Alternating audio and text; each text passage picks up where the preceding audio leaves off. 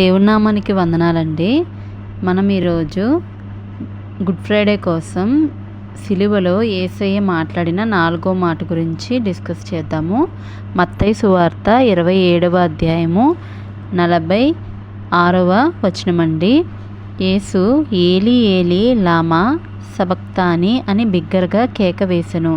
ఆ మాటకు నా దేవా నన్నెందుకు చేయి విడిచితివని అర్థం. ఇక్కడ యేసయ్య అడుగుతున్నారండి మన పరలోకపు తండ్రిని, నా చేయి ఎందుకు విడిచావు దేవుడా అని.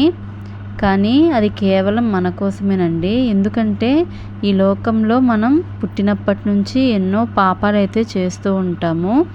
కానీ వాటిని క్షమించి మనని పరలోకం చేరాలంటే మన పాపాలనేవి క్షమించబడాలి. కానీ ఇంతమంది పాపం కోసం మనందరం బలి కాకుండా కేవలం మన కోసం దేవుడు మనందరి పాపాలు ఆయన మీద వేసుకుని ఆయన సిలువ మీద బలి అయ్యి మనల్ని పాపం నుండి విముక్తుల్ని చేశారనమాట. కేవలం మన కోసమేనండి దేవుడు ఇలా చేసింది. కాబట్టి మన దేవుడు ఎప్పుడైతే చేయి విడుస్తారో, దేవుడు ఎప్పుడైతే సిలువలో మరణిస్తాడో అప్పుడే మన పాపాలు అనేవి క్షమించబడ్డాయన్నమాట.